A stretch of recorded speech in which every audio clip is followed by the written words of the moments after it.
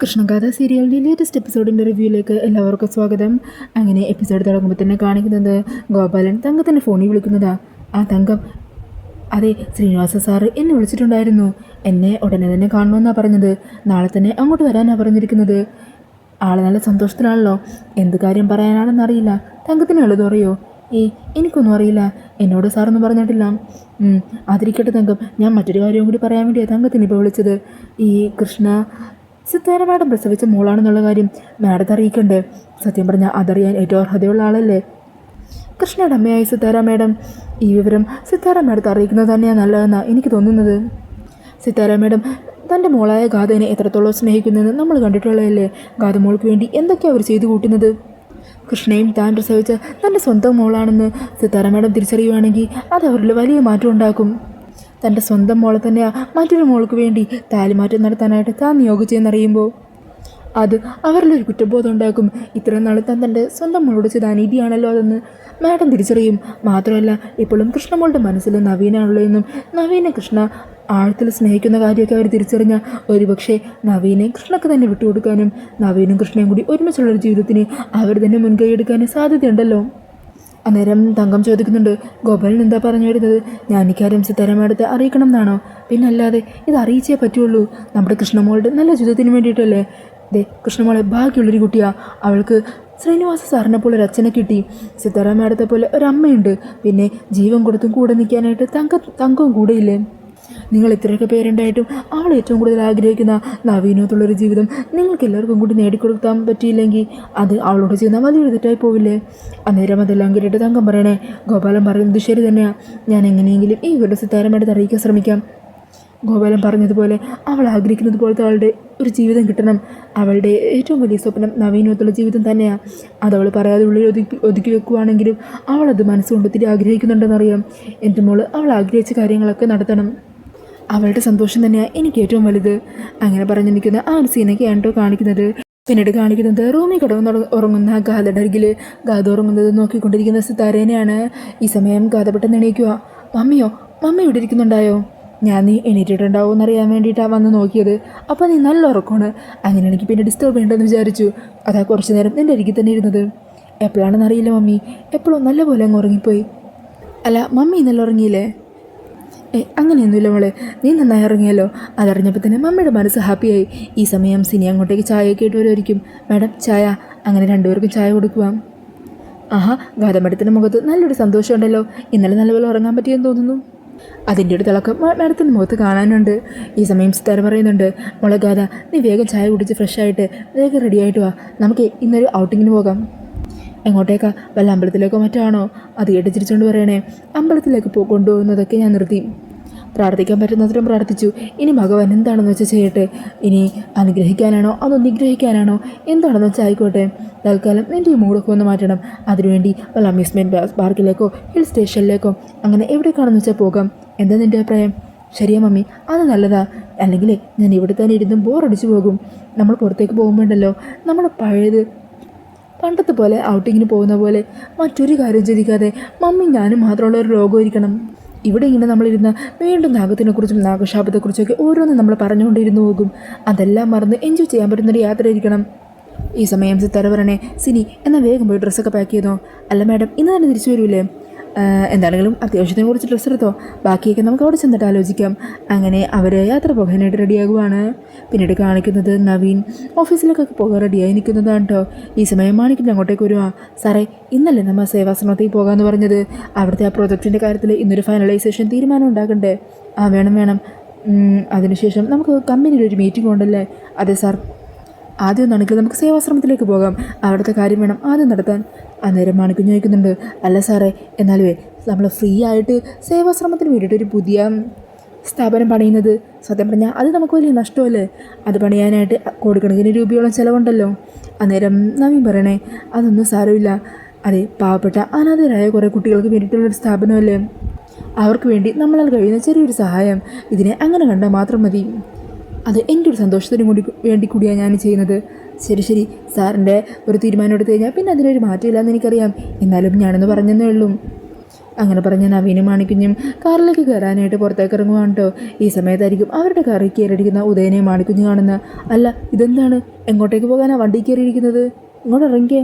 അന്നേരം ഉദയം പറയണേ, അത് പിന്നെ മോനെ നവീനെ, നിൻ്റെ അമ്മായി ഉണ്ടല്ലോ, ഏത് നേരത്തും ഒരു പണിക്കും പോകാതെ ഞാനിവിടെ തിന്നും കുടിച്ച് നിൽക്കുവാണെന്നുള്ള കുറ്റപ്പെടുത്തൽ കേട്ട് ഞാൻ മടുത്തു മോനെ. അതുകൊണ്ട് എനിക്കും എന്തെങ്കിലും പണിയൊക്കെ ചെയ്യണം. അതിനുവേണ്ടിയാണ് ഞാൻ നിൻ്റെ കൂടെ വരുന്നത്. അന്നേരം നവീൻ ചോദിക്കണേ, അല്ല അമ്മാവനെ പണിക്ക് ഞങ്ങൾ എവിടെയെങ്കിലും ഡ്രോപ്പ് ചെയ്യണോ? അതിന് വേണ്ടിയിട്ടാണോ കാറിൽ കയറിയത്? അയ്യടാ എൻ്റെ മോനെ, നിനക്ക് കുറേ കൺസ്ട്രക്ഷൻ കമ്പനിയൊക്കെ ഉള്ളപ്പോൾ ഞാൻ പിന്നെ വേറെ അടുത്ത് നിന്നാണ് പണിക്ക് പോകുന്നത്. ഞാനേ നിൻ്റെ കൂടെ വരുവാണ്. നിൻ്റെ കൂടെ കൺസ്ട്രക്ഷൻ കമ്പനിയിൽ മറ്റും നോക്കി നടത്തിപ്പുകാരനായോ അങ്ങനെ എന്തെങ്കിലും ചെയ്യാം. അതിരക്കിനെ ഞാൻ എക്സ്പോർട്ടാണ്. അന്നേരം മാണിക്കുഞ്ഞ് പറഞ്ഞേ, എൻ്റെ സാറേ ഇതൊന്നും ശരിയാവില്ല കേട്ടോ.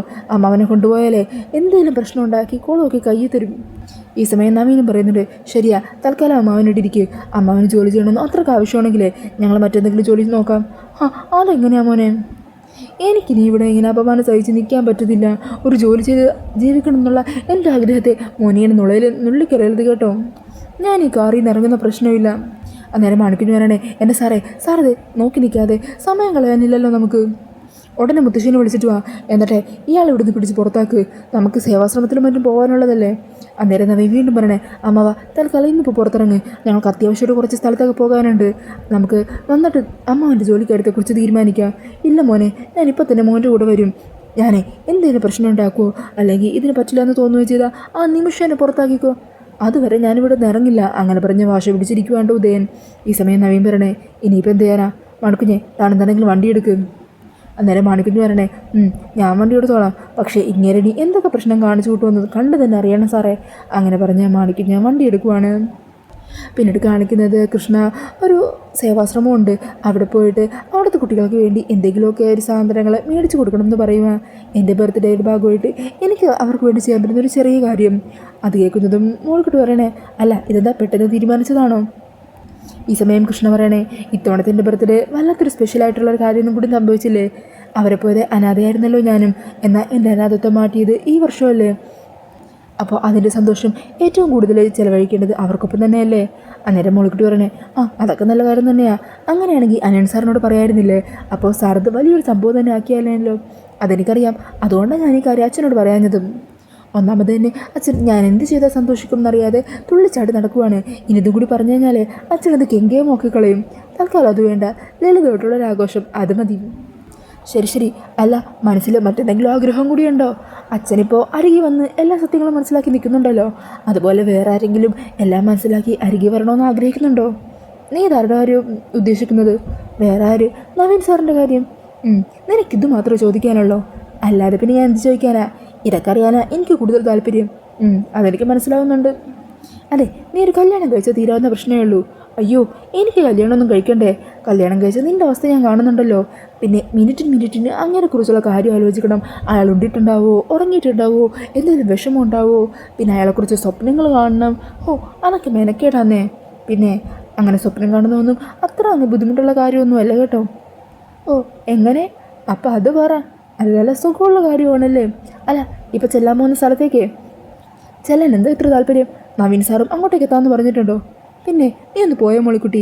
അങ്ങനെ ഞാൻ പോകുന്ന എല്ലാ സ്ഥലത്തേക്കും എത്താൻ നവീൻ സാർ ആരാണ്? നിനക്ക് കുറച്ച് കൂടുന്നുണ്ട് കേട്ടോ. അതൊക്കെ വണ്ടിയെടുത്ത്. എൻ്റെ കൃഷ്ണേ, നീ ഇങ്ങനെ ഇടയ്ക്കിടയ്ക്ക് വഴക്കിടുന്നതൊക്കെ കാണാനേ നല്ല രസമോ? അതല്ലേ നിന്നെ ദേഷ്യം പഠിപ്പിക്കാനായിട്ട് ഞാനിങ്ങനെ ഓരോന്നൊക്കെ പറയുന്നത്.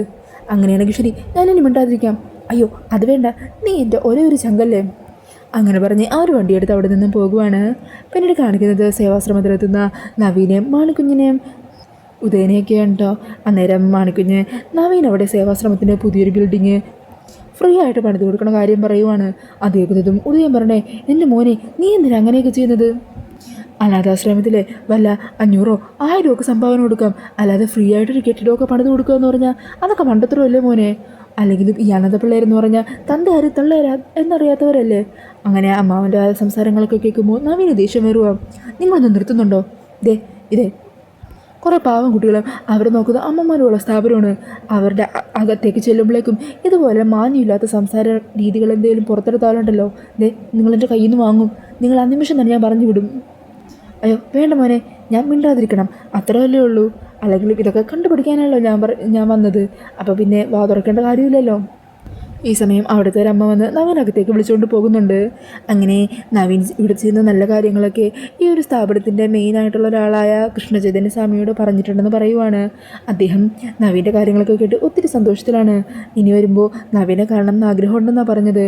അന്നേരം നവീൻ പറഞ്ഞേ, അതിനെന്താ, ഇനി ആ സ്വാമികൾ വരുമ്പോൾ എന്നെ വിളിച്ചോളൂ, ഞാൻ വന്നോളാം.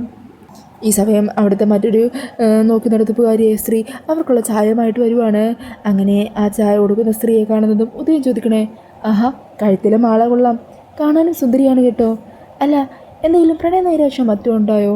അതുകൊണ്ടാണോ ഇങ്ങനെ സന്യാസ ജീവിതം നയിച്ച് ഇവിടെ ഇങ്ങനെ വന്ന് നിൽക്കുന്നത്? അങ്ങനെ ഉദയൻ്റെ ഈ സംസാരമൊക്കെ കേൾക്കുന്നതും നവീനും മാണിക്കുഞ്ഞുമാകി ദേഷ്യത്തിൽ നിൽക്കുവാണ്. നവീൻ പറഞ്ഞേ, അമ്മാവാ ഇങ്ങനെയൊക്കെയാണോ ചോദിക്കുന്നത്? അതെ, സോറി കേട്ടോ, ഈ അമ്മാവനെ സാഹചര്യത്തിനനുസരിച്ച് സംസാരിക്കാനൊന്നും അറിയില്ല. സാരമില്ല സാറേ, ഇതുപോലെ പലരും പല രീതിയിൽ സംസാരിക്കാറൊക്കെ ഉണ്ട്. ഞങ്ങൾക്ക് ഇഷ്ടമുള്ള ഒരു കാര്യം ചെയ്യുന്നു, അത് ഞങ്ങൾ പൂർണ്ണ മനസ്സോടു കൂടി തന്നെയാണ് ചെയ്യുന്നത്. ഈ സമയം നവീൻ പറഞ്ഞേ, അല്ല, നമുക്ക് പ്രോപ്പർട്ടി പണിയാനുള്ള ആ ഒരു പ്ലോട്ട് കാണാൻ പോയാലോ? അതിനെന്താ? അങ്ങനെ പറഞ്ഞ് ആ ഒരു അമ്മയുണ്ടല്ലോ, ആ ഒരു പുതിയ ബിൽഡിംഗ് പണിയാനുള്ള സ്ഥലത്തേക്ക് നവീനെ കൂട്ടിക്കൊണ്ടു പോകുക.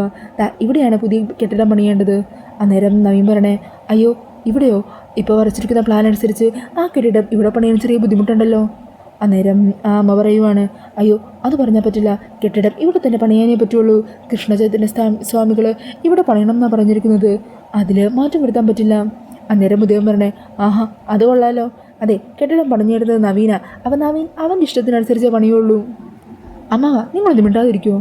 ഈ സമയം അവിടുത്തെ അമ്മ പറയുന്നുണ്ട്, മാത്രമല്ല ഞങ്ങളുടെ അന്തരീക്ഷത്തിന് കോട്ടം വരുത്തുന്ന രീതിയിലുള്ള ഒരു മാറ്റവും ബിൽഡിംഗ് പണിയുമ്പോൾ വരാൻ പാടില്ല. ഈ മരങ്ങളൊക്കെ ഇതുപോലെ നിലനിർത്താൻ പറ്റിയ കുറച്ചുകൂടി നന്നായിരുന്നു. അത് കേൾക്കുമ്പോൾ ഉദയം പറഞ്ഞേ, അത് കൊള്ളാം, നിങ്ങൾക്ക് ഈ കെട്ടിടവും വേണം, മരങ്ങളൊന്നും മുറിക്കാനും പാടില്ല, നിങ്ങൾ പറയുന്ന രീതി പണിത് തരുകയും വേണം, അത് ഫ്രീ ആയിട്ട് തന്നെ. ഇതിപ്പോൾ എവിടുത്തെ ഏർപ്പാടാ? അമ്മാവാ, നിങ്ങളോടല്ലേ മിണ്ടണ്ടെന്ന് പറഞ്ഞത്? അമ്മേ, സത്യം പറഞ്ഞാൽ ഞങ്ങളുടെ ഒരു ഐഡിയ വെച്ചൊരു പ്ലാൻ തയ്യാറാക്കിയിട്ടുണ്ടായിരുന്നു. പക്ഷേ ഈ ഒരു സ്ഥലത്ത് അമ്മ പറയുന്ന രീതിയിൽ ആ ഒരു പ്ലാൻ അനുസരിച്ച് ബിൽഡിംഗ് പണിയാൻ പറ്റില്ല. സത്യം പറഞ്ഞാൽ പ്ലാൻ മാറ്റി വരയ്ക്കേണ്ടി വരും. ഞങ്ങളുടെ ഇതുപോലെ പ്ലാനൊക്കെ വരയ്ക്കുന്ന ഡിസൈനർ എഞ്ചിനീയർ ഉണ്ടല്ലോ, അയാൾ ഇപ്പോൾ ദുബായിലാണ്. പെട്ടെന്ന് വിളിച്ചു കൊടുക്കാൻ പറ്റുന്ന അവസ്ഥയിലല്ല. മാത്രമല്ല ഇന്ന് ഈ ബിൽഡിംഗ് പ്ലാൻ സബ്മിറ്റ് ചെയ്ത് അതിൻ്റെ സാങ്ഷനൊക്കെ വാങ്ങിച്ചാലേ വർക്ക് തുടങ്ങാൻ പറ്റുള്ളൂ. മാണിക്കുഞ്ഞെ, ഇനിയിപ്പോൾ എന്ത് ചെയ്യോടോ? സത്യം പറഞ്ഞാൽ പ്രകൃതിയുമായിട്ട് ഇണങ്ങി നിൽക്കുന്ന ഒരാളെ കൊണ്ട് മാത്രമേ അമ്മ പറഞ്ഞ പോലെയുള്ള രീതിയിലൊരു പ്ലാൻ ഇറക്കാൻ പറ്റൂ. പക്ഷേ ചുരുങ്ങിയ സമയം കൊണ്ട് എന്ത് ചെയ്യുമെന്നാണ് ഞാൻ ആലോചിക്കുന്നത്. അന്നേരം അമ്മ പറയണേ, ഞങ്ങളുടെ ആവശ്യങ്ങൾ പറഞ്ഞു എന്നേ ഉള്ളൂ, നവീൻ എന്താണെന്ന് വെച്ചാൽ ആലോചിച്ച് ചെയ്താൽ മതി. അങ്ങനെ പറഞ്ഞ് അമ്മ അവിടെ നിന്നും പോകുക. ഈ സമയം മാണിക്കുഞ്ഞു പറയണേ, എന്നാലും സാറേ, നമുക്ക് ഇന്ന് തന്നെ സാക്ഷ്യം വാങ്ങിയേ പറ്റുള്ളൂ, അല്ലെങ്കിൽ ബാക്കി കാര്യങ്ങളൊന്നും മുമ്പോട്ട് നടക്കില്ല. അന്നേരം നവീനും പറയുന്നുണ്ട്, അതെ, സാക്ഷ്യം ഇന്ന് തന്നെ വാങ്ങണം. അതിനുള്ളിൽ ബിൽഡിംഗ് പ്ലാനൊക്കെ വരച്ച് നമ്മൾ എങ്ങനെ സാക്ഷ്യം വാങ്ങുമെന്ന് ആലോചിക്കുന്നത്. എന്താണെങ്കിലും ദൈവമായിട്ട് തന്നെ എന്തെങ്കിലും ഒരു വഴി കാണിച്ചു തരാതിരിക്കില്ല. നല്ലൊരു കാര്യത്തിന് വേണ്ടിയില്ല നമ്മൾ ഇറങ്ങിയിരിക്കുന്നത്. അതിന് പറ്റിയ ആൾ ദൈവം തന്നെ നമ്മുടെ മുമ്പിലേക്ക് അയക്കും. അങ്ങനെ പറഞ്ഞ് നിൽക്കുവാണ് കേട്ടോ നവീൻ. ഇതേ സമയം തന്നെ മോൾക്കുട്ടീനെയും കൂട്ടി കൃഷ്ണ ആ ഒരു സേവാശ്രമത്തിലെത്തുന്ന ഒരു സീനും കാണിച്ചുകൊണ്ടാണ് എപ്പിസോഡ് തീരുന്നത്. പിന്നീട് പ്രമോയിൽ കാണിക്കുന്നത് സേവാശ്രമത്തിൽ നിൽക്കുന്ന ഗാഥേനെയാണ്. ഗാഥ അങ്ങനെ നവീനോട് ബിൽഡിങ്ങിൻ്റെ പ്ലാനെക്കുറിച്ചും മറ്റുമൊക്കെയാണ് സംസാരിക്കുന്നതെന്ന് തോന്നുന്നു. അങ്ങനെ അതൊക്കെ കേട്ടിട്ട് നവീൻ സന്തോഷത്തോട് പറയണേ, അപ്പോൾ ഈ രീതിയിൽ ചെയ്ത് നമുക്ക് ഇന്ന് തന്നെ ബിൽഡിങ്ങിൻ്റെ സാങ്ഷൻ വാങ്ങിയിട്ട് കൺസ്ട്രക്ഷനൊക്കെ നമ്മൾ ഉദ്ദേശിച്ച രീതിയിൽ തന്നെ തുടങ്ങാൻ പറ്റും അല്ലേ സാറേ എന്നും പറഞ്ഞ സന്തോഷത്തോടു കൂടി നിൽക്കുവാണ് കേട്ടോ മാണിക്കുഞ്ഞ്. മുടിയുടെ സ്റ്റൈലും വേഷം മട്ടും ഭാവമൊക്കെ കണ്ടിട്ട് ഗാഥയെപ്പോലെ തോന്നുന്നത്. പക്ഷെ മിക്കവാറും ഇനി കൃഷ്ണ ഗാഥ അണിയുന്ന പോലെ ഡ്രസ്സൊക്കെ ചെയ്ത് വന്നതാണോ ഒന്നും പറയാൻ പറ്റില്ല. അല്ലാതെ ഔട്ടിങ്ങിന് പോയ ഗാഥ അവിടെ എത്താനുള്ള ഒരു സാധ്യതയുമില്ല. മാത്രമല്ല ഗാഥയുടെ തലയിലാണെങ്കിൽ ഇതുപോലുള്ള നല്ല നല്ല ഐഡിയൊന്നും വരാനും സാധ്യതയില്ല. എന്താണെങ്കിലും കൃഷ്ണയും ആ സേവാശ്രമത്തിൽ എത്തിയിട്ടുണ്ടല്ലോ. അപ്പോൾ അതെന്താ സംഭവം എന്നറിയാനായിട്ട് നമുക്ക് എന്താണെങ്കിലും നാളത്തെ എപ്പിസോഡിനായിട്ട് തന്നെ കാത്തിരിക്കാം. പിന്നെ ഈ ഒരു റിവ്യൂ ഇഷ്ടമായിട്ടുണ്ടെങ്കിൽ മറക്കാതെ വീഡിയോ ഒന്ന് ലൈക്ക് ചെയ്യണേ. ഇതുപോലുള്ള കൂടുതൽ റിവ്യൂസിനായിട്ട് ഈ ചാനൽ ഒന്ന് സബ്സ്ക്രൈബ് ചെയ്തും കൂടി സപ്പോർട്ട് ചെയ്യണേ. താങ്ക്